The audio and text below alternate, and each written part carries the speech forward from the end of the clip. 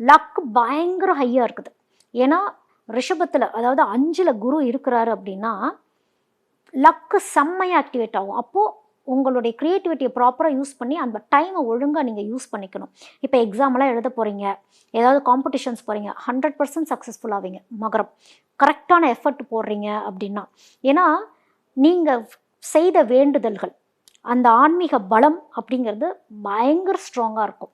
தெய்வ பலம் உங்கள் கூடையே இருந்து துணையாக இருந்து காப்பாற்றும் அப்படிங்கிறது தான் மகர ராசிக்காரங்களுக்கு. அதோட ராகு வந்து மேஷத்தில் இருக்கும் பொழுது உங்களுக்கு ராகு 4வது இடத்துல இருக்கிறப்போ வீடு மாறக்கூடிய ஒரு அமைப்பு, இல்லைன்னா சொத்து வாங்கக்கூடிய ஒரு அமைப்பு, இப்போ இருக்கிற ஒரு லைஃப் ஸ்டைலிருந்து அடுத்த லைஃப் ஸ்டைலுக்கு அப்கிரேட் ஆகக்கூடிய ஒரு அமைப்பு, ஒரு ஷிஃப்ட் அப்படிங்கிற ஒரு விஷயம் வந்து உங்களுக்கு நடக்கும். திடீர்னு கோபத்தையும் கொடுக்கும் 4ல் இருக்க ராகு. ப்ராப்பர்ட்டி விற்கலான்னு நினச்சிட்டு இருப்பீங்க, கொஞ்சம் தடுமாற்றம் வரும். இந்த மாதிரி விஷயங்களும் ராகு சில டைம் கொடுக்கும்.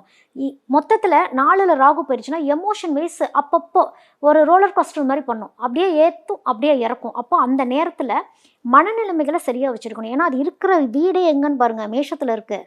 மேஷம் எப்படி இருப்பாங்க? துருன்னு இருப்பாங்க, பின் விளைவுகள் யோசிக்கவே மாட்டாங்க. ராகு போய் மேஷத்தில் உட்காந்துருச்சுன்னா அதே நிலைமை தான். பின் விளைவுகளை யோசிக்காமல் ஏதாவது அவசரப்பட்டு செய்கிற மாதிரி சில சுச்சுவேஷன்ஸ் வந்துடும். அப்போது நிதானத்தை கடைப்பிடிக்கணும் மகரம். ஏன்னா growth நோக்கி போனாலும் நிதானம் ரொம்ப அவசியம் அப்படிங்கிறது தான் மகர ராசிக்கு 2026 சொல்கிறது.